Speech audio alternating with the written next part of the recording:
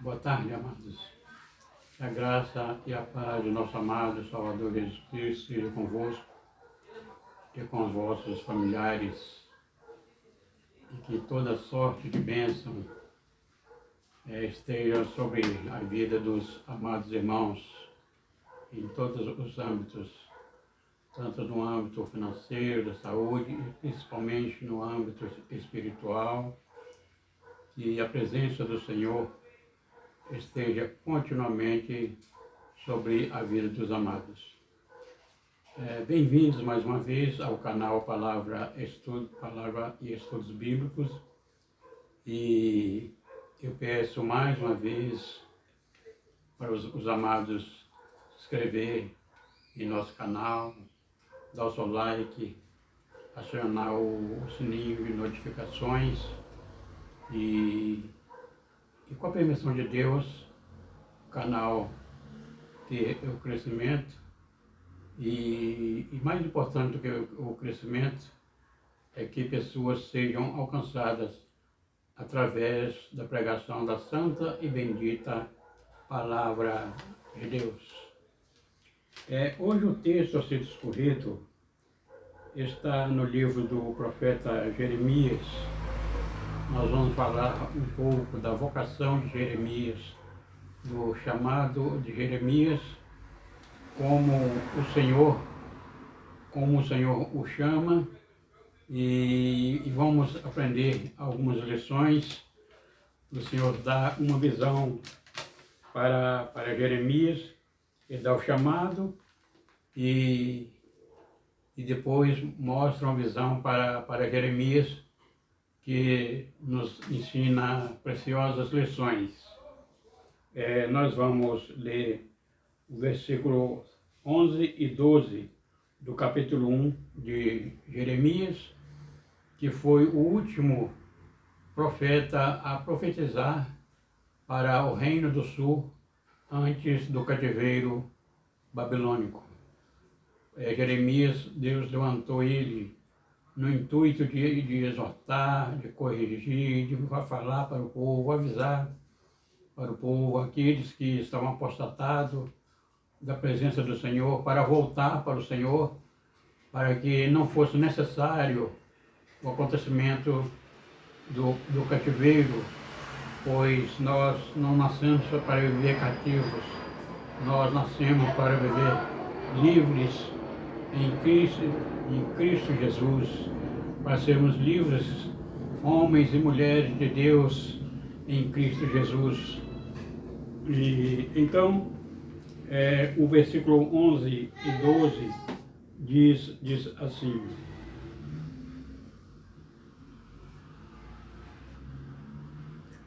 Ainda veio a mim a palavra do Senhor dizendo: Que é que vê, Jeremias? E eu disse: Vejo uma vara de amendoeira. E disse: Senhor, viste bem, porque eu velo sobre a minha palavra para fazê-la cumprir. Então, queridos, quando nós retrocedemos até o versículo 1 deste mesmo capítulo, observando a palavra do Senhor que veio a Jeremias, o chamado do Senhor a Jeremias, consagrando-o como profeta, depois nós vemos esta visão, e quando nós lemos assim, de uma forma superficial, vamos dizer assim, de uma forma rápida, às vezes nós não compreendemos, podemos não compreender o que o Senhor quer dizer para Jeremias e também para nós. Mas, primeiramente, antes de nós prosseguirmos, vamos analisar um pouco a biografia de Jeremias. Jeremias era filho de Euquias, um sacerdote que atuava na cidade de Anatote, na terra de Benjamim. E então eles habitavam na terra de Benjamim, mas porém eles eram levitas, era uma família de levita, visto que somente os descendentes de Levi é que tinham a prerrogativa de exercer o sumo sacerdócio, de exercer o sacerdócio e de fazer os trabalhos odiernos que concernia ao templo, tudo o que concernia ao sagrado, estava, a tribo de Levi foi incumbida de exercer este trabalho. Então era uma família de levita. E possivelmente a expectativa de Jeremias, por ele ser um filho de um sacerdote, é que ele estava aproximadamente com a idade de 20 anos, 20 e poucos anos, que aos 25 anos ele fosse para a escola dos sacerdotes para aprender o ofício sacerdotal. Como, por exemplo, imolar um cordeiro, oferecer um sacrifício ao Senhor, trabalhar com os candelabros, trabalhar com os incensários. E havia uma escola, era uma espécie de seminário que durava aproximadamente de 4 a 5 anos. E Jeremias provavelmente vivia nessa expectativa, quando de repente veio a ele a palavra do Senhor, versículo 4, assim veio a mim a palavra do Senhor dizendo, antes que te formasse no ventre, te conheci, e antes que saísse da madre, te santifiquei, e às nações eu te dei por profeta. Então disse eu, Senhor Jeová, eis que eu não sei falar, porque eu ainda sou uma criança, ainda sou um menino. Porém disse-me o Senhor, não digas, eu sou um menino, porque a todos a quem eu te enviar irás e tudo quanto te mandar falarás. Não temas diante deles, porque eu estou contigo para te livrar, diz o Senhor. E estendeu o Senhor sua mão e tocou na boca de Jeremias e disse, eis que ponho as minhas palavras na tua boca. Então, queridos, Jeremias, como eu já disse, que vivia na expectativa de uma herança sacerdotal, principalmente se ele fosse o filho primogênito, ele, de repente, o Senhor comunica para ele que o propósito dele, apesar de ele ser filho de um sacerdote, mas o propósito do Senhor para ele é que ele seria um profeta escolhido por ele. E aqui nós encontramos, então, a consagração de Jeremias por parte do Senhor, ou seja, a efetuação, o Senhor estava efetuando, porque, na verdade, a palavra de Deus nos diz que o Senhor conheceu Jeremias desde o ventre, ou seja, conheceu e escolheu.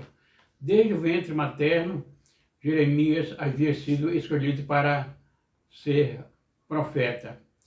E provavelmente Jeremias teve uma surpresa, se sentiu despreparado, e por isso que ele argumentou. Ele argumentou para o Senhor, Senhor, eu ainda não sei falar, eu sou como uma criança. É como se ele estivesse dizendo para o Senhor, não é como, eu ainda nem entrei para a escola sacerdotal, como se o Senhor não soubesse, né? Eu nem fui para a escola de sacerdote, e eu não sei falar. E então o Senhor responde para ele, fala, olha, não diga que eu sou uma criança, porque aonde eu te enviar, você irá. e o que eu mandar você falar, você vai falar. E o Senhor toca os lábios de Jeremias e põe as palavras dele na boca de Jeremias. Qual a necessidade agora que nós vamos encontrar agora de Jeremias entrar numa escola sacerdotal? Uma escola tão maravilhosa, um ensinamento tão maravilhoso, instantâneo aqui, né, da parte do Senhor com Jeremias. E então, o Senhor Deus, no versículo 11, versículo 12, o Senhor Deus mostra para Jeremias a visão da vara da amendoeira para encorajá-lo, talvez tirá-lo daquela surpresa ou daquele sentimento de incapacidade. Afinal de contas, o Senhor já havia colocado as palavras dele nos lábios de Jeremias. É isso aí, queridos. Se o profeta do Senhor estiver imbuído da palavra do Senhor, as coisas acontecem. As coisas acontecem. E o Senhor, então, dá a visão figurativa da vara da amendoeira para Jeremias, porque tanto o pé, a árvore da amendoeira, quanto a vara, que a vara não é o pé, né? A vara é o ramo, né? Que está anexada, está enxertada, está anexada à árvore. Então, essa árvore da amendoeira tem um nome muito usado no hebraico, choked, o choked, eu não falo mais a português lá, choked, que significa aquele que está sempre vigilante. Então, o Senhor Deus está aplicando a si, não o papel, não a função de vara. Vara são os servos. Vara seria Jeremias, que vara simboliza pessoas, simboliza servos de Deus. E o Senhor estava aplicando assim a função de a árvore da amendoeira, porque a árvore da amendoeira ela é conhecida pela particularidade de ser uma árvore vigilante. E ela vigia todas as estações do ano. Por isso, ela é uma árvore que frutifica praticamente o ano inteiro. E ela entra no seu pleno vigor de frutificação no final do inverno e atravessa a primavera, atravessa o verão, atravessa o outono e chega novamente o inverno. Quando o inverno entra no seu rigor, no seu maior rigor, em que todos os outros gêneros frutíferos se secam, caem as folhas, o pé da amendoeira, que parece que deixará de frutificar por causa do rigor do inverno, eis que de repente que ela vai resistindo o inverno, e antes do término do inverno, quando diminui o rigor do inverno, ela entra novamente na plenitude do seu vigor e continua a frutificar. E então, o Senhor Deus estava mostrando para Jeremias, que ele como árvore estava chamando Jeremias como a vara da amendoeira, como eu já disse. A vara simboliza pessoas. Árvore, no contexto bíblico e no contexto espiritual, simboliza Deus, simboliza o Senhor Jesus Cristo, pois o Senhor Jesus ele vai nos dar uma ilustração maravilhosa no capítulo 15, que todos nós conhecemos, ou praticamente todos nós conhecemos, no capítulo 15 do Evangelho de João, que eu sou a videira verdadeira e vós sois as varas, e meu Pai é o lavrador. E então o Senhor Deus dá a visão da vara da amendoeira para Jeremias, aplicando essa visão à vida de Jeremias. Ou seja, o Senhor está falando, olha, eu velo sobre a minha palavra para cumpri-lo. Eu sou vigilante, eu vigio sobre a minha palavra. Aí nós lembramos do que o profeta Isaías disse, assim será a palavra que sair da minha boca, não voltará para mim vazio, antes irá e fará aquilo que me apraz, fará o que eu mandar. E assim é o profeta de Deus. O profeta, aqui Jeremias, quando Deus coloca a sua palavra nos lábios de Jeremias, Jeremias estava saindo dali consagrado e autorizado como profeta de Deus, ou seja, as profecias proferidas por Jeremias iriam se cumprir.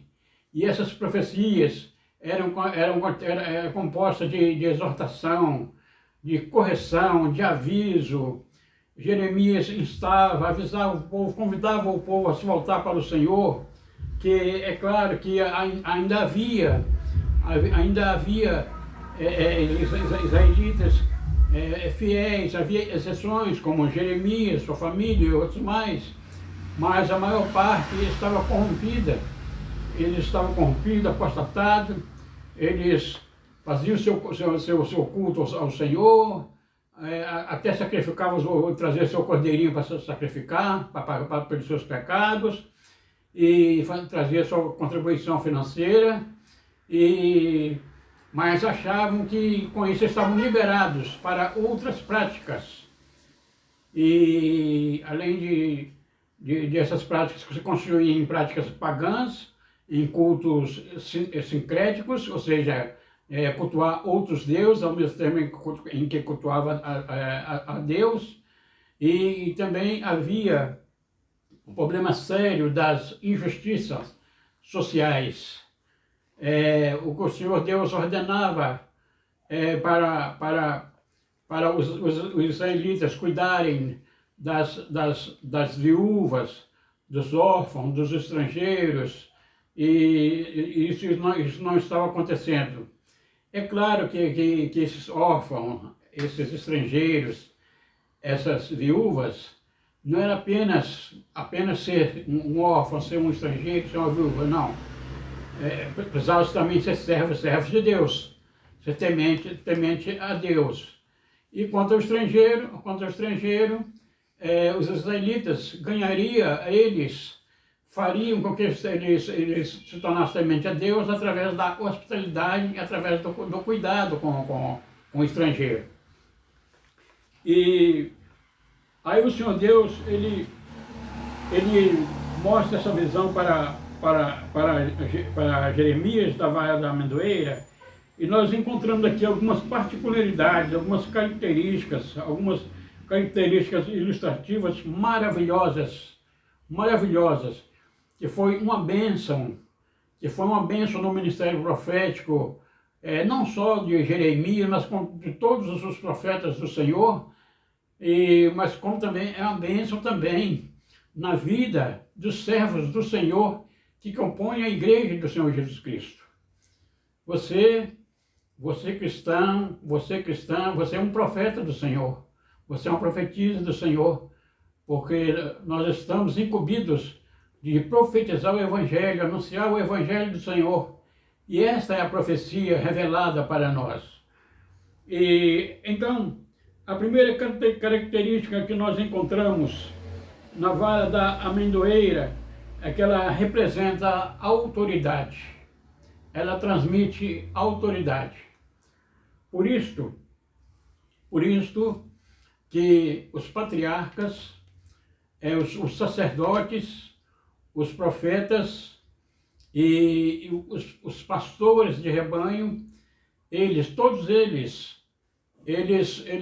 caminhavam, eles traziam em sua mão um cajado, no caso do pastor, e no caso do patriarca, do profeta, do sacerdote, a vara da amendoeira era no formato de um bordão. O que era um bordão? O bordão era a vara da amendoeira com uma extremidade mais grossa, tipo como se fosse um apoio. E então aqueles que traziam este bordão, eles transmitiam uma autoridade. Por exemplo, o chefe de um clã, um líder, um príncipe, ele trazia esse bordão antes das confecções dos cetros monárquicos. Então aquele bordão representava então uma autoridade. Aqui o Senhor estava mostrando para Jeremias: olha, eu estou não só te consagrando, já pus as minhas palavras nos seus lábios e você está saindo daqui autorizado. Você pensa que você é uma criança, mas você agora é um profeta meu. E o que eu mandar falar, você vai falar. Onde eu mandar você ir, você vai ir. Então, Jeremias, que pensava que seria um herdeiro do sacerdócio, na verdade, saiu dali consagrado como profeta. Na verdade, efetuado, né, como profeta, porque o Senhor já tinha escolhido ele desde o ventre materno. Uma outra característica maravilhosa também é que a vara da amendoeira, ela é conhecida pela sua resistência. Tanto que ela é uma madeira pesada. Ela é uma madeira pesada. E então, uma vara da amendoeira tem a capacidade de ter uma curvatura de 180 graus, num formato parecido, num formato de uma flecha indígena, e ele não se parte, ele não se quebra por causa da sua resistência. E também cupim não consegue digerir a madeira da amendoeira, dada a sua resistência.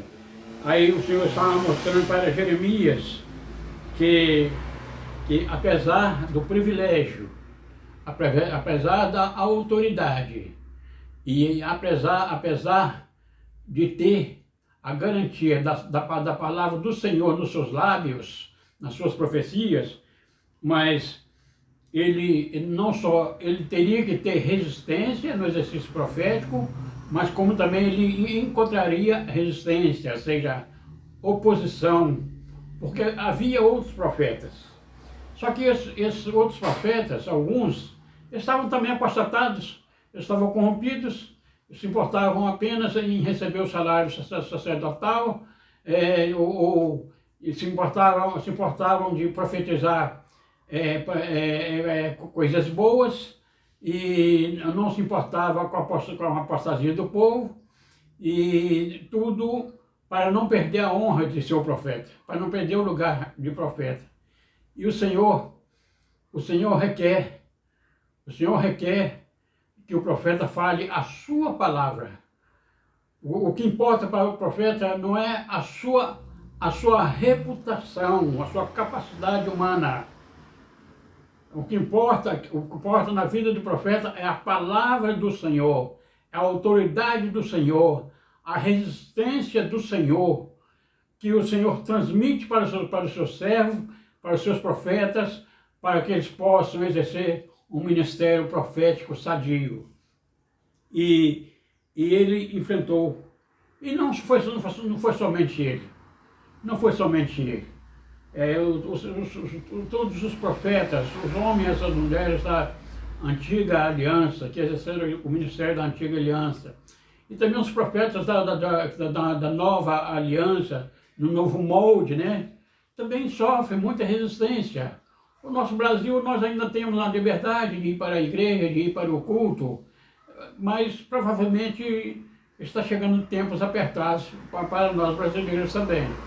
Mas nem por isso nós vamos abrir mão da autoridade, abrir mão da resistência, abrir mão do nosso chamado. Do nosso chamado, porque a nossa autoridade, a nossa resistência vem do Senhor. E ainda dentro do quesito resistência, há uma outra particularidade também, que a árvore da amendoeira, ela produz flores com duas tonalidades.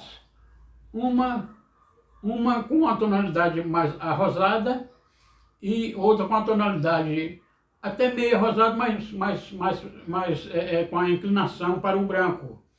E essas flores, as flores rosadas, geralmente são adocicadas. São adocicadas e são agradáveis ao paladar humano. E a flor esbranquiçada, ela é amarga e tem um sabor desagradável ao paladar humano. Mostrando que apesar do privilégio profético que o Senhor concede aos seus servos, mas nós temos momentos doces e momentos amargos, momentos fáceis, momentos difíceis, momentos de fartura, momentos de escassez. Há momentos em que somos bem aceitos como profetas do Senhor, mas há momentos também em que somos rejeitados, sofremos oposições, sofremos zombarias, calúnias, mas aí o Senhor Deus nos dá a resistência para resistir todas essas coisas. Este evangelho que o cristão só pode passar por momentos bons, não pode sofrer, não pode adoecer, não é o evangelho do Senhor Jesus. Também não estamos falando do evangelho de miséria, também do evangelho só de sofrimento, não. Do evangelho que não, muito pelo contrário. A vida cristã é a vida maravilhosa. Nós é que não gostamos de passar por sofrimentos. Nós gostamos das flores doces e não gostamos das flores amargas. Não gostamos de oposição. Não gostamos do sofrimento. Até mesmo porque o Senhor Deus não nos criou para sofrer.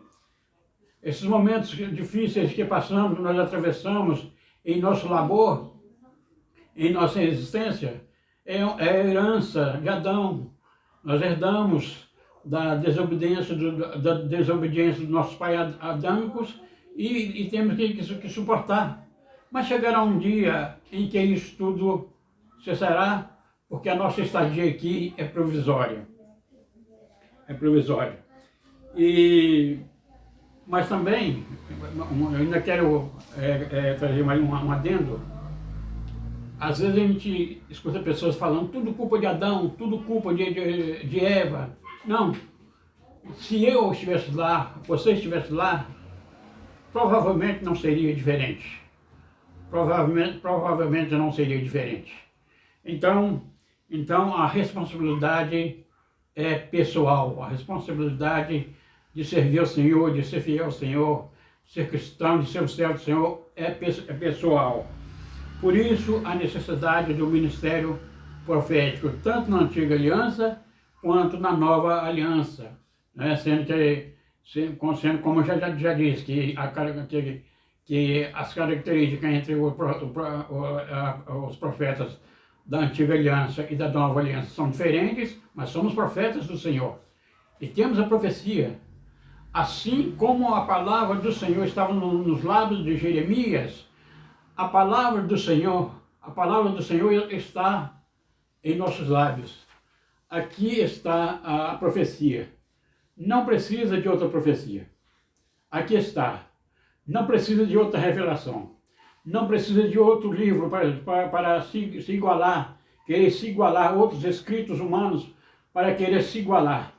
Porque aqui está a profecia para os cristãos da nova aliança, ainda contando com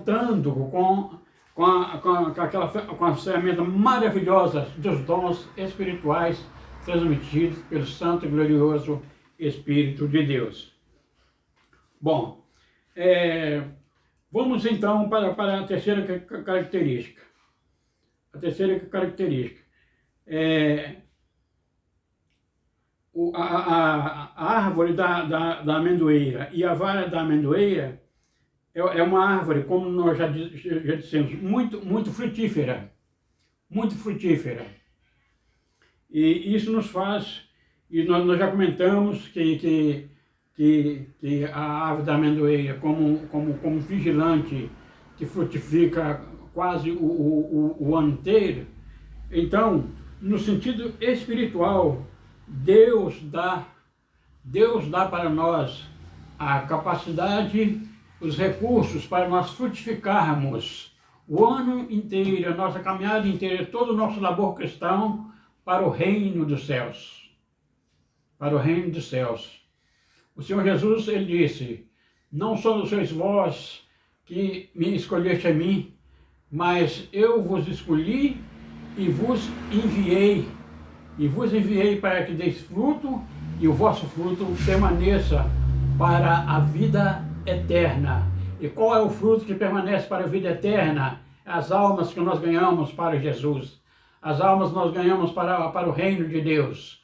Quando você prega a palavra de Deus, você está ganhando um fruto para a vida eterna.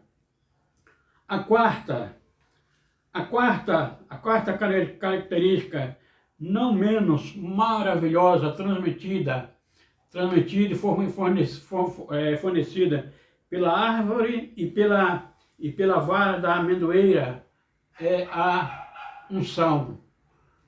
Ou seja, assim como a oliveira produz o azeite, a amendoeira ela produz o óleo da amêndoa, que tem uma eficácia não menos importante do que o azeite da oliveira. Até mesmo quando em alguma região faltava o azeite da oliveira, que tinha o óleo da amêndoa, então os pastores, vamos entrar agora um pouco no campo pastoral, os pastores usavam o óleo da amêndoa para ungir, para passar sobre a pelagem, para encharcar a pelagem das suas ovelhas. Por quê? É comum, nós sabemos, estamos lembrando para os irmãos, né, muitas coisas que nós estamos dizendo aqui, sabemos que os companheiros, as companheiras conhecem, mas só para relembrar, nós sabemos que nos campos de pastoreio das ovelhas há muitos bichos nocivos, né? Aquelas moscas grandes que põem ovo nas ovelhas e os ovos eclodem e as ovelhas se enchem de berna e traz doenças e enfermidades para a ovelha. E também o pastor, ele não passava só uma molhadinha, ele encharcava mesmo a ovelha da cabeça aos pés, porque não só as moscas, não só aqueles mosquitos, mas havia também alguns animais nocivos, alguns répteis, que não resistiam à essência, à eficácia, nem do óleo, do azeite, né, extraído da oliva, e nem também do óleo extraído da amêndoa. E a ovelha, quando o pastor encharcava ela com óleo, ela instintivamente ela sacudia, principalmente quando ela não estava tosqueada, ela sacudia os seus pelos Então o óleo respingava para cima, para baixo, para os lados. E e aqueles respingos tinham então a capacidade de espantar os mosquitos. E outra coisa, nos campos de pastoreio também, quando havia uma moita um pouco mais alta, era comum haver serpentes, ou escorpiões do deserto, aranhas do deserto altamente venenosos. E esses animais também, eles não suportavam a essência, a eficácia do cheiro, nem do azeite, nem do óleo da amêndoa. E então, quando uma ovelha se aproximava de uma moita, se ali estivesse um réptil, aquele réptil ele tinha que retroceder. Ele tinha que retroceder porque ele não suportava o cheiro da unção nas pelagens da ovelha. Aí nós nos lembramos do salmista Davi no Salmo 23, um salmo tão conhecido nosso, quando o salmista Davi disse: unges a minha cabeça com óleo e o meu cálice transborda. E transbordava mesmo. O óleo na vida de Davi transbordou na vida dele, como rei, como pastor, como servo do Senhor. Houve alguns percalços de caráter humano, mas Davi jamais deixou de ser chamado o homem segundo o coração de Deus. Tanto que no final da sua vida, aqueles que terminam de escrever sua história, diz: aqui finda a caminhada de Davi, o homem suave em salmos, o ungido de Deus, o homem segundo o coração de Deus. Então, queridos, a unção é maravilhosa, graças a Deus. A unção na vida do profeta é maravilhosa. A unção na vida do pastor é maravilhoso. A unção na vida da ovelha, que antes de nossas funções de liderança como pastores, como líderes de células, como líderes, hoje ainda costumam se chamar os cantores de levitas, a unção em qualquer ministério da igreja, um líder de célula, um conselheiro, uma conselheira, um intercessor, uma intercessora, uma batalha espiritual. A unção é primordial, porque antes dessa função, nós somos ovelhas do Senhor. Fomos escolhidos pelo Senhor para trabalhar com ovelhas na sua seara, mas não deixamos de ser ovelhas. Então, por isso, a exemplo de Davi, nós devemos sempre clamar ao Senhor: unge a minha cabeça com óleo, Senhor, e faz o meu cálice transbordar. Porque não há demônios que resistam à unção na vida da ovelha do rebanho do Senhor. Não há animais nocivos, não há animais espirituais nocivos que resistam a uma ovelha ungida, a um profeta ungida, aquele que exerce um ministério pastoral com unção. Não há nenhuma força do mal que resista à unção na vida do servo de Deus. Então, amados, nós, a exemplos do profeta de Jeremias e outros demais, mas estamos falando de Jeremias, nós somos imbuídos, nós somos chamados pelo Senhor, e quando nós recebemos o chamado do Senhor, nós nos sentimos sim, incapacitados, sim, e o dia que nós também nos sentimos capacitados, nós perdemos a dependência do Senhor e não podemos. Então a palavra do Senhor precisa sim estar continuamente sobre os nossos lábios.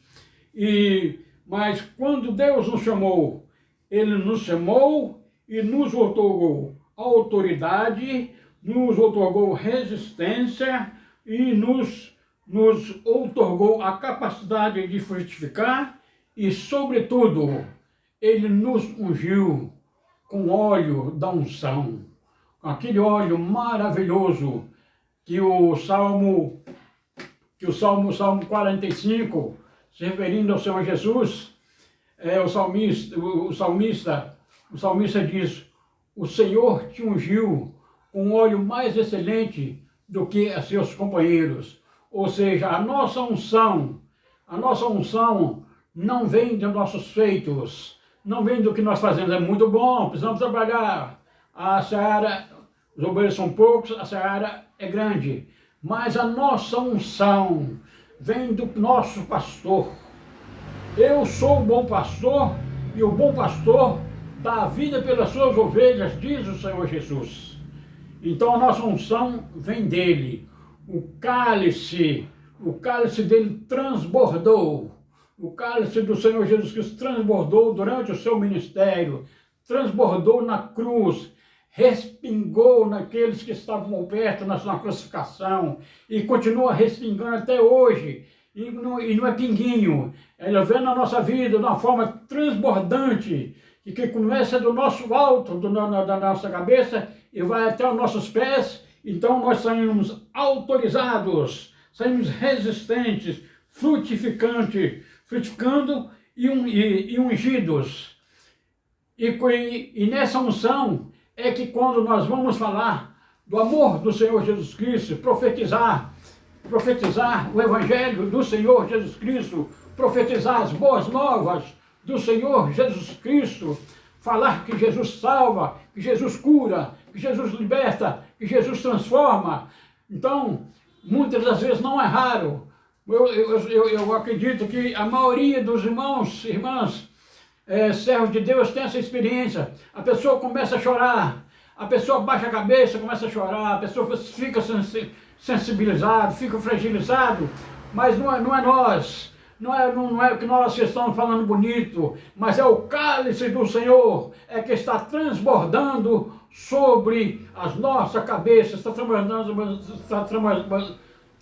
sobre a nossa cabeça. E então o Espírito Santo, através deste óleo, vai falando ao coração, do coração daquele que está nos ouvindo, e a pessoa é convencida da necessidade, do privilégio e da maravilha que é ter o Senhor Jesus Cristo como Salvador.